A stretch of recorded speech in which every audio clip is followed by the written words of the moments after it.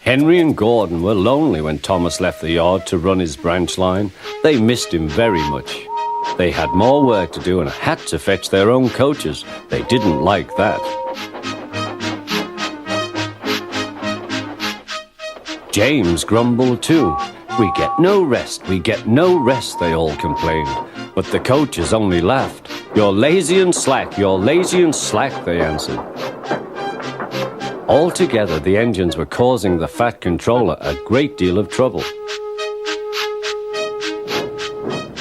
The big stations at both ends of the line each have a turntable. The Fat Controller had made them so that the tender engines can be turned round, because it is dangerous for them to go fast backwards. Tank engines like Thomas don't need turntables. They can go just as well backwards as forwards.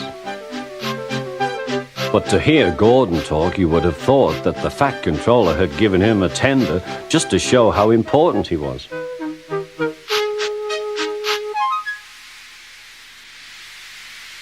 "You don't understand, little Thomas. We tender engines have a position to keep up. It doesn't matter where you go, but we are important. And for the Fat Controller to make us shunt trucks, fetch coaches, and go on some of those dirty sidings, it's not the proper thing." Thomas chuckled and went off with Annie and Charabel. "Disgraceful," Gordon hissed as he ran backwards to the turntable. The turntable was in a windy place close to the sea, and if he was not on it just right, he put it out of balance and made it difficult to turn. Today, Gordon was in a bad temper, and the wind was blowing fiercely. His driver tried to make him stop in the right place, but Gordon wasn't trying.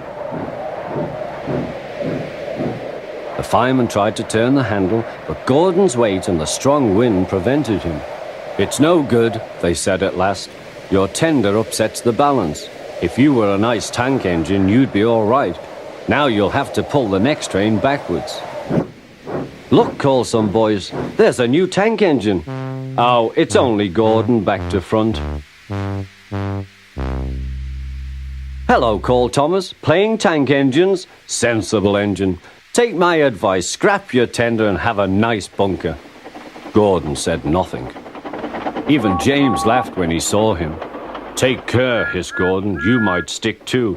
"No fear," chuckled James, "I'm not so fat as you." "I mustn't stick," thought James. He stopped on just the right place to balance the table. It could now swing easily. Gordon arrived in time to see everything. James turned much too easily. The wind puffed him round like a top. He couldn't stop.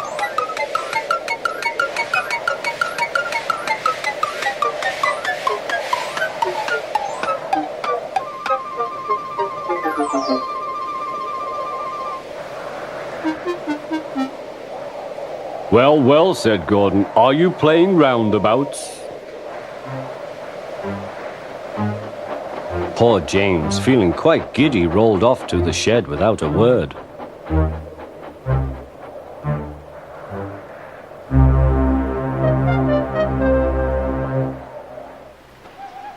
That night, the three engines had an indignation meeting. It's shameful to treat tender engines like this. Gordon has to go backwards and people think he's a tank engine. James spins round like a top and everyone laughs at us.